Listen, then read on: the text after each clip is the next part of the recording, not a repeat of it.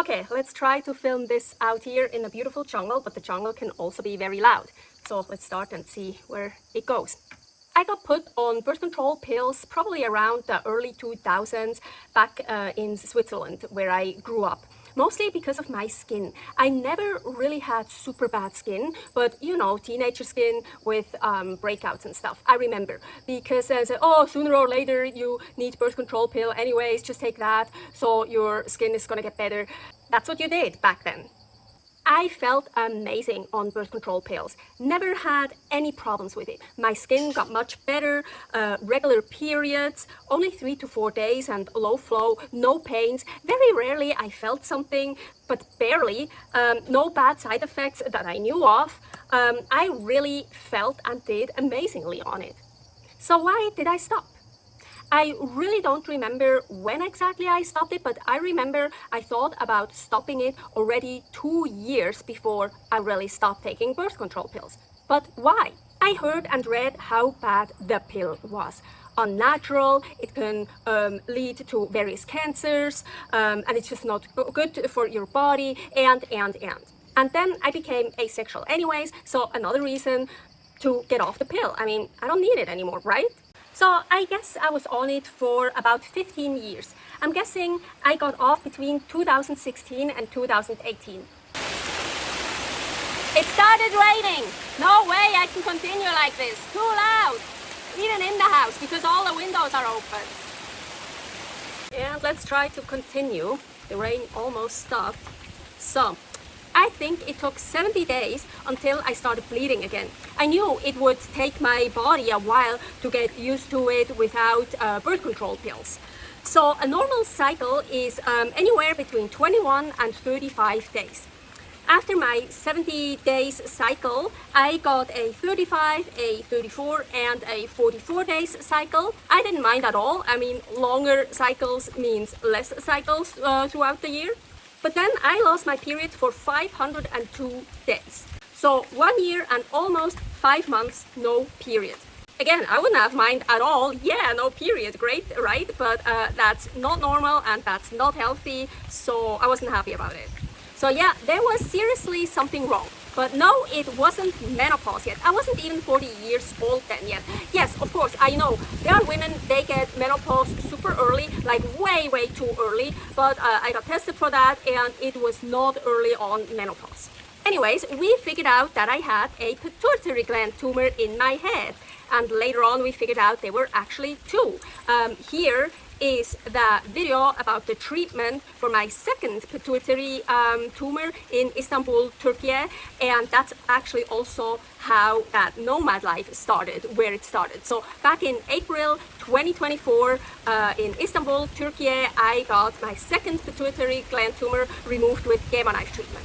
The pituitary gland is the master gland. It produces almost all the hormones and it regulates all hormones. So yeah, no wonder my hormones were totally fucked up. Still are actually a bit. Here I have to say I'm actually curious if the birth control pill, also the pills that I took over all these years, if they actually covered up the issue that I had a pituitary gland tumor. Well, one tumor on my pituitary gland and the other one was like on the carotid artery next to the gland. So I don't know. I'm just wondering if it like covered up symptoms.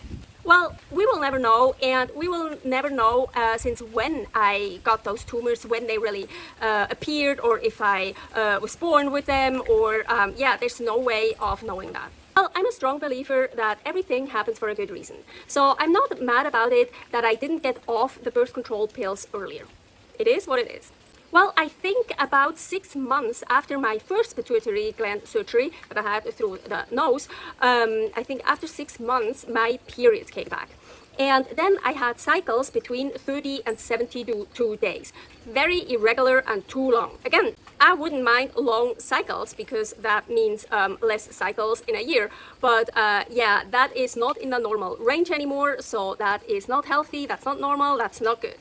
But what I minded much more was that suddenly I got excruciating period pains and headaches and nausea. I didn't have that before when I was on birth control pill.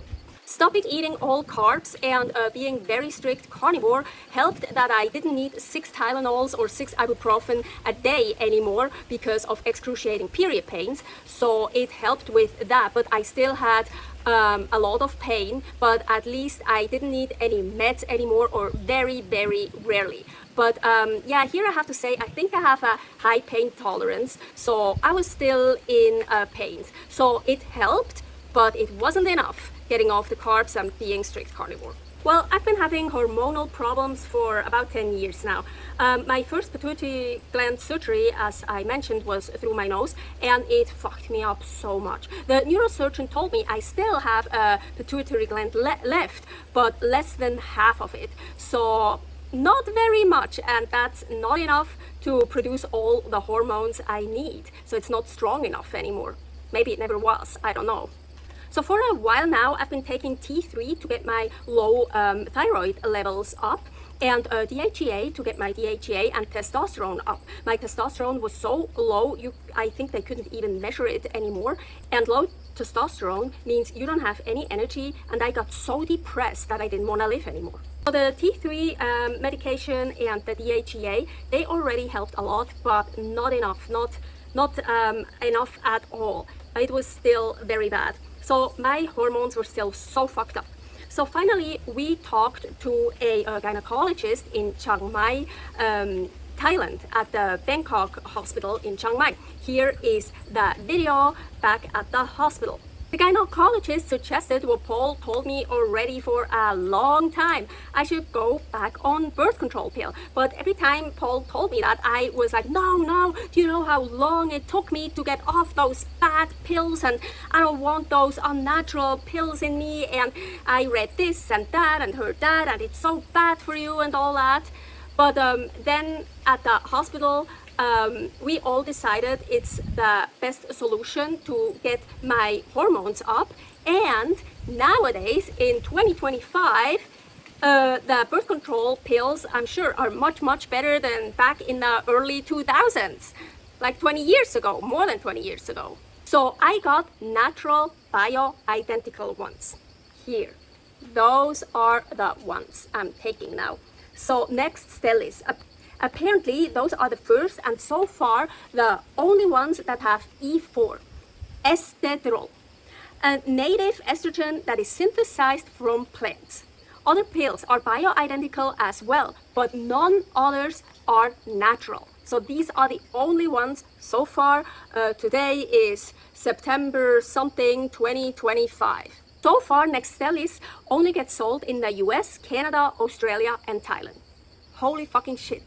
We are so lucky that we decided I should go to the gynecologist in Thailand, because that's how I got those. I mean, imagine if I would have decided in another country to go to the gynecologist where they don't even have those yet, where they don't sell them yet.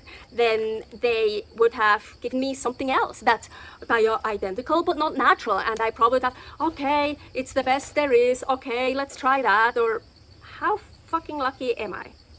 So yeah, because we didn't know anything about the Nextstellis pills beforehand.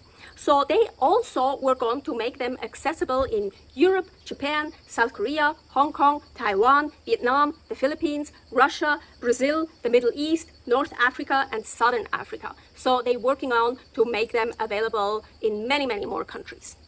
I hope I will always be able to get enough of those Nextstellis birth control pills during our entire nomad life, however long we decide we will live this nomad life.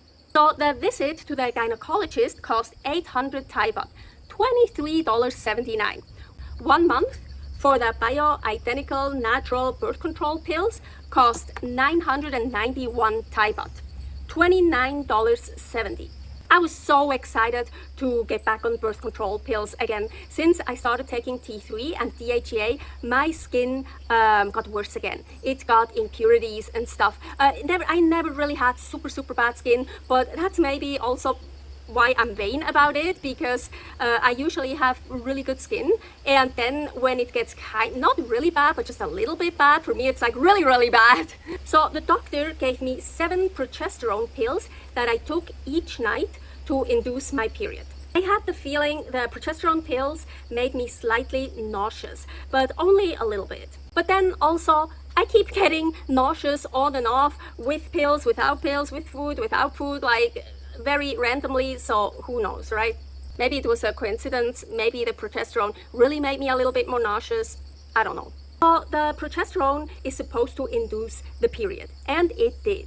A day after I took all those 7 progesterone pills, I started bleeding. The gynecologist told me on the first day I start bleeding, in the evening I should take my first birth control pill. So I did that.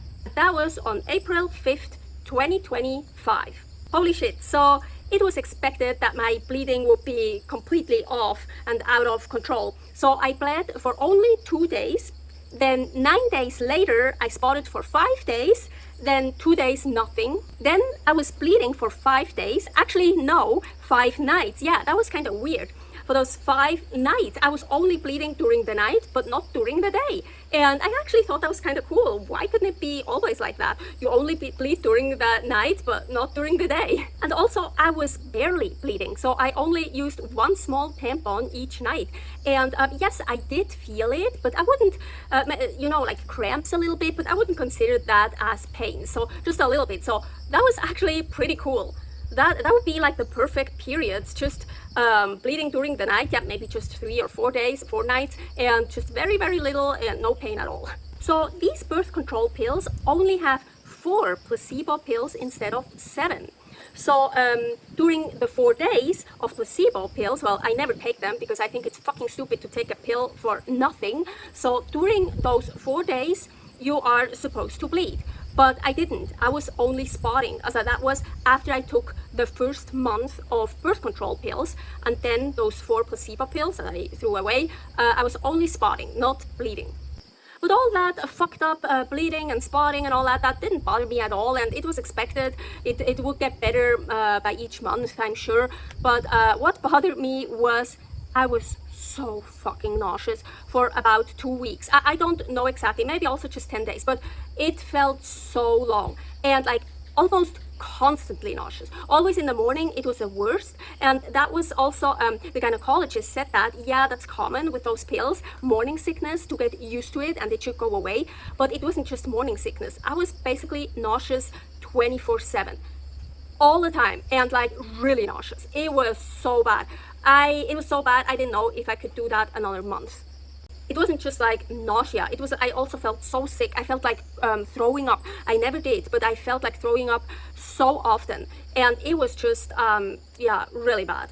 Also, the CFS, here is a video about CFS, chronic fatigue syndrome, was so strong. Sometimes it was so strong, Paul had to help me to get up. So for 2 weeks, I was basically just laying in bed or laying in a recliner chair and didn't do much at all. Just tried to endure it. On April 19th, 2025, at 9:13 a.m., I woke up with motion sickness. Every tiniest movement made me feel like I'm gonna puke. Again, I didn't puke, but it was so bad. I was sitting on the toilet for 1 hour trying not to move, and I was just doing online puzzling to distract myself. I was praying, I was saying my mantra, and I just tried to be as motionless as possible because it really felt like I had to puke. And on and off, I had little bouts of diarrhea. After 1 hour of sitting on the toilet, I was able to get off the toilet, well, wipe, flush, and but I was then just laying on the bathroom floor for another hour. And I think I even fell asleep for a little bit. After that hour laying on the bathroom floor, I finally made it back to bed. I was still sick and nauseous, but not as crazy anymore, so I could lay down, and I probably fell asleep again, I don't know. So that happened on April 19th.